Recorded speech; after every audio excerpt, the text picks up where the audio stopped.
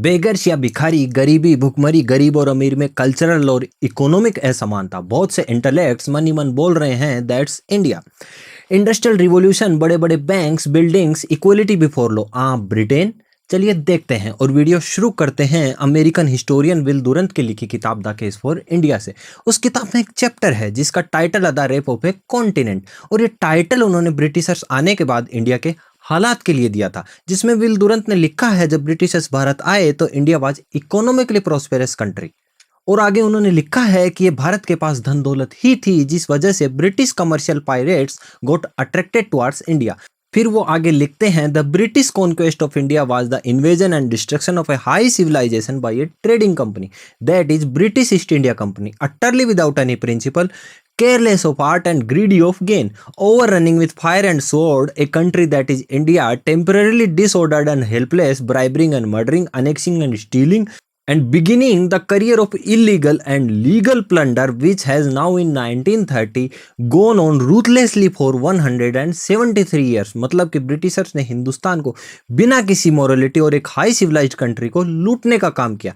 लेकिन ब्रिटिशर्स ने कई मौकों पर कॉलोनियलिज्म को डिफेंड करने के लिए नई नई थ्योरीज तक लिख डाली, जैसे कि वाइट्समैन बर्डन, अपलिफ्टिंग मिशन। उन थ्योरीज पर पिछले कुछ वीडियोज में हमने बात की है। उन सब थ्योरीज पे वीडियो का लिंक डिस्क्रिप्शन में आपको मिल जाएगा, आप वहां से देख सकते हैं। तो चलिए ब्रिटिश और इंडियन इकोनॉमी को थोड़ा और देख लेते हैं और आगे बढ़ते हैं। तो अमेरिका के 1932 के यूनिटेरियन मिनिस्टर जेटी सुंदरलैंड ने इंडिया के मैन्युफैक्चरिंग पावर पे तब क्या कहा था वो जरा देख लेते हैं।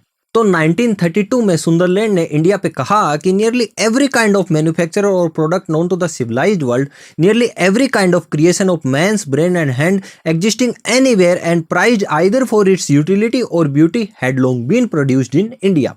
India was a far greater industrial and manufacturing nation than any in the Europe or any other in the Asia। मतलब कि हिंदुस्तान की मैन्युफैक्चरिंग पावर पूरे यूरोप को मिला के और किसी भी एशियन कंट्री से कहीं ज्यादा थी। वो आगे कहते हैं Indian textile goods, the fine product of her looms in cotton, wool, linen and silk were famous over the civilized world। So were her well-crafted jewelry and her precious stones cut in every lovely form. So were her pottery, porcelain, ceramics of every kind, quality, color and beautiful shape. So were her fine works in metal, iron, steel, silver and gold. She had great architecture equal in beauty to any in the world. She had great engineering works. She had great merchants, great businessmen, great bankers and financiers. Not only she was the great shipbuilding nation, but she had great commerce and trade by land and sea, which extended to all non-civilized countries. Such was the India which the British found when they came। अब Britain के historian का analysis भी देख लेते हैं। तो Britain के historian Angus medicine ने माना कि ब्रिटिशर्स जब भारत आए तब भारत का वर्ल्ड इकोनॉमी में जीडीपी शेयर 23% था, और ये इतना था जितना पूरा यूरोप का मिला के भी नहीं बनता था। और ईयर 1700 में तो ये शेयर 27% तक पहुंच गया, जबकि औरंगजेब का अकेले का टैक्स रेवेन्यू उस समय 100 मिलियन पाउंड्स था। और जब ब्रिटिशर्स हमें 1947 में आजाद करके गए तब भारत का वर्ल्ड इकोनॉमी में जीडीपी परसेंटेज शेयर सिर्फ 3% रह गया। अब बात करते हैं इंडस्ट्री और मैन्युफैक्चरिंग की। तो अमेरिकन हिस्टोरियन दुरंत लिखते हैं दुनिया में ऐसी कोई चीज नहीं थी जो हिंदुस्तान में ना बनती हो, और हिंदुस्तान एक एक्सपोर्ट सरप्लस कंट्री था जिसमें बंगाल का अकेले का export Egypt, Turkey, Persia, China, Japan और बाकी देशों में भी खूब होता था, जिसकी कीमत 1750 में जब देखी गई तो 16 मिलियन रुपीज मिली। अब हम ये समझते हैं जिस ब्रिटेन ने एशिया और अफ्रीकन कंट्रीज को सिविलाइज और अपलिफ्ट करने का सो कॉल्ड वाइट्समैन बर्डन लिया, उसके खुद के हालात हिंदुस्तान और बाकी वर्ल्ड कॉलोनियलाइजेशन से पहले कैसे थे। तो 1547 में ब्रिटेन में एक एक्ट पास किया गया जिसको वेगरेंसी एक्ट 1547 बोलते हैं। अब इस एक्ट में क्या था वो जरा देख लेते हैं। तो 15-16 सेंचुरी के दौरान इंग्लैंड में भिखारियों की संख्या बहुत बढ़ गई थी। असल में कुछ लोग तो मजबूर और विकलांग भिखारी थे, लेकिन काफी तादाद में वो बेरोजगार भी भिखारी बन गए थे जो नौकरी की तलाश में इधर उधर भटकते रहते थे, लेकिन काम ना मिलने की वजह से भीख मांगने के लिए पागल या विकलांग होने का नाटक करने लगे।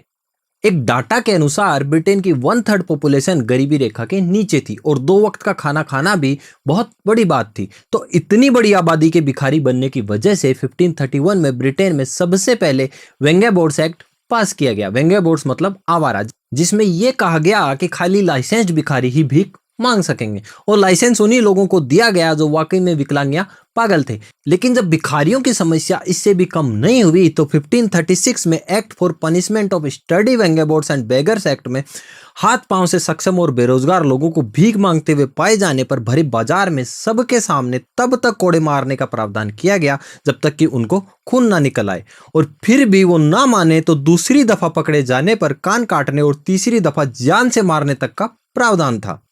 उसके बाद 1547 में वेंगेबोर्ड एक्ट में ऐसे लोग जो असल में विकलांग नहीं थे और बेरोजगारी की वजह से पागल होने का नाटक करके भीख मांगते थे, उनको पकड़े जाने पर पहले कोड़ों से पीटने और फिर स्लेव्स बनाकर बेचने और एज स्लेव्स काम कराने का प्रावधान था। और ये प्रावधान भी था कि स्लेवरी के दौरान वो स्लेव्स अगर भाग जाते हैं तो पकड़े जाने पर जिंदगी भर फिर वो एज स्लेव्स ही काम करेंगे। चलिए थोड़ा और आगे बढ़ते हैं और बात करते हैं 17वीं सेंचुरी की। तो 1601 में ब्रिटेन में पुअर रिलीफ एक्ट पास किया गया। असल में तब तक ब्रिटेन में गरीबी और बेरोजगारी इतनी बढ़ गई थी कि इस एक्ट में बेरोजगार गरीब लोगों को जेल या सुधार गृह भेजने का प्रावधान किया गया, और ऐसे लोगों के बच्चों को जो थोड़े बहुत अमीर लोग थे उनके घर पे काम पे रखा गया। फिर 1697 के एक्ट में यह कहा गया कि जो भी लोग गरीब और बेकार हैं और किसी के नीचे काम करते हैं उनके कपड़ों पे अलग से पी लिखा होना चाहिए। पी मतलब पुअर या कंगाल। एक बात हमें समझनी होगी, जिस ब्रिटेन और वेस्ट से इक्वलिटी फॉर ऑल की बातें उठाई जाती हैं उसको ठीक से देखें तो हमें यह मिलेगा, गरीब और अमीर में सीधा सीधा फर्क करके गरीब को सेकंड क्लास सिटीजन दिखाने का काम अगर कहीं चालू हुआ तो वो पहला मुल्क ब्रिटेन ही था। अगर आप किसी गरीब की शर्ट पे उसके पास पैसा ना होने की वजह से पी लिख देंगे तो जिंदगी भर वो शख्स, उसके बच्चे और उसका पूरा परिवार उसी भेदभाव के साथ जीने को मजबूर रहेगा। जिस समय रामायण की स्टोरीज से हिंदुस्तान में कैसे श्री राम ने एक भील आदिवासी सबरी के झूठे बेर खाए और ऐसी ही बहुत सी कहानियों से सादगी का महत्व समझाया जा रहा था, उसी वक्त ब्रिटेन में इंसानों को खरीदा और बेचा जा रहा था और बड़े जोर शोर से स्लेव ट्रेड को बढ़ावा दिया जा रहा था। चलिए थोड़ा और आगे बढ़ते हैं और 18वीं सेंचुरी का ब्रिटेन देखते हैं। तो 1760 के आसपास से ब्रिटेन में कुछ फैक्ट्रीज लगना चालू हुई और उसी के साथ शुरू हुआ दूसरे देशों में जाकर उनको लूटने का दौर, जिसमें हिंदुस्तान भी एक था। अब यहाँ मैं जिक्र करना चाहूंगा हॉलीवुड की famous movie pirates of Caribbean के इस सीन का। Letters of marque. You will offer what amounts to a full pardon. Jack will be free, a privateer in the employ of England. अब यहाँ दो वर्ड्स का जिक्र हुआ है, प्राइवेटीर और लेटर ऑफ मार्की का। तो यहाँ मैं अचानक से हिस्ट्री को छोड़कर letter of marque, pirates of Caribbean, privateer की बात क्यों कर रहा हूँ और इससे हमारे टॉपिक का क्या लेना देना, चलिए समझते हैं। तो हमने बात की ब्रिटेन में बढ़ती हुई भूखमरी बेरोजगारी की वजह से पास हुए वेंगेबोर्ड्स और पुअर रिलीफ एक्ट्स की, लेकिन ब्रिटिश गवर्नमेंट की जब लोगों को स्लेव बना के एम्प्लॉयमेंट देने की कोशिश भी नाकाम हो गई तो ब्रिटिश गवर्नमेंट ने ऑफिशियली शिप से इन बेरोजगार और क्रिमिनल्स को लूटने के मकसद से इंडियन ओशियन भेजना स्टार्ट कर दिया। और इसके लिए ब्रिटिश गवर्नमेंट उन शिप्स को जो ब्रिटिश गवर्नमेंट को दुनिया से लूट का सामान ला के देती थी उनको लेटर ऑफ मार्क इश्यू करती थी, जिस पे ब्रिटिश गवर्नमेंट की ऑफिशियल सील होती थी। इसी वजह से ब्रिटिश क्वीन एलिजाबेथ फर्स्ट के टाइम को और 1650 से 1720 को पायरेट्स का गोल्डन पीरियड भी बोला जाता है। अपनी कंट्री पे भिखारी और क्रिमिनल्स के लोड को कम करने के लिए ब्रिटिश गवर्नमेंट बाकी समुद्री लुटेरों को पायरेट्स और ब्रिटिश गवर्नमेंट्स के लिए काम करने वाले लुटेरों को प्राइवेटीर बोलती थी। और ब्रिटिश गवर्नमेंट में इंडियन ओशियन को लूटने का ऑब्सेशन इस हद तक हो गया था कि उन्होंने 1717 में नया पायरेसी एक्ट बना डाला, जिसमें किसी शिप को लूटने को क्राइम अगेंस्ट प्रॉपर्टी बोला गया। असल में ऑफेंसेज एट सी एक्ट 1536 में किसी शिप को लूटने का मतलब ट्रीजन माना जाता था।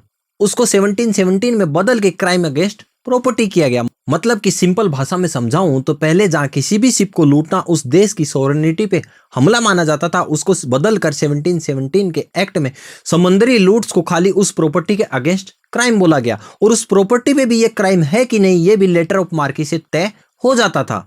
और जिसके पास ब्रिटिश किंग का लेटर ऑफ मार्की होता था उसको हर लूट की छूट होती थी। और अपने क्रिमिनल्स का इतना शानदार मैनेजमेंट जब बाकी यूरोपियन कंट्रीज ने देखा तो बाकी यूरोपियन कंट्रीज ने भी इस मॉडल को अपनाना चालू कर दिया। जहां एक तरफ हिंदुस्तान में कर्मा का कंसेप्ट एक्सप्लोर किया जा रहा था, वहीं ब्रिटेन अपने लूट में छूट के अपलिफ्टिंग मिशन का दिव्य ज्ञान पूरी दुनिया में बिखेर रहा था। इसलिए मैंने वीडियो की शुरुआत इंडस्ट्रियल रिवॉल्यूशन से की थी, जिसको ऑनेस्टली मैं तो कोई रिवॉल्यूशन नहीं कहना चाहूंगा, बल्कि सिंपल वर्ड्स में ब्रिटेन अपने मुल्क के क्रिमिनल्स को बाहर के देशों में लूट करने के लिए इंसेंटिवाइज कर रहा था। अब चलिए देखते हैं आखिर ये प्राइवेटीयर वाले कंसेप्ट का अंत कैसे हुआ। तो ये लेटर ऑफ मार्की का अंत तब हुआ जब दूसरे यूरोपियन कंट्रीज ब्रिटेन से सीख कर ब्रिटेन को उसी की बनाई दवा का स्वाद चखाने लगे और अपने यहाँ के क्रिमिनल्स को चोरी और लूट के मकसद से ऑफिशियली ब्रिटेन भेजने लगे। तो आखिर में Paris declaration of maritime law में 1856 में 7 यूरोपियन देशों ने और फिर 45 अलग अलग देशों ने प्राइवेटियरिंग को बैन करने के एग्रीमेंट पर सिग्नेचर कर दिए। लेकिन क्योंकि अमेरिका को यह कंसेप्ट इतना पसंद आया कि अमेरिका ने इस पे सिग्नेचर नहीं किए और आज भी 2022 के रशिया वर्सेस यूक्रेन वॉर में भी अमेरिकन कांग्रेस ने रशिया के अमीर अरबपतियों की याच्स को लूटने के लिए लेटर ऑफ मार्की इश्यू करने की बात कही। अब जरा सोचिए, जो ब्रिटेन ने शुरुआत की एक कानून बना के अपने देश के क्रिमिनल्स को दूसरे देशों में क्राइम करने के लिए जो सपोर्ट करने का कानून बना दिया, अगर वैसा ही कानून कोई एशियन कंट्री बना देता तो अब तक वो आतंकवादी देश घोषित कर दिया जाता और उसको भारी सैंक्शंस का भी सामना करना पड़ता। चलिए नेक्स्ट वीडियो में हम इसी इंडस्ट्रियल रिवॉल्यूशंस के फंड्स को और समझेंगे, ब्रिटेन के कुछ और साइनिंग आइडियाज को देखेंगे। चलिए जय हिंद, मिलते हैं नेक्स्ट वीडियो में।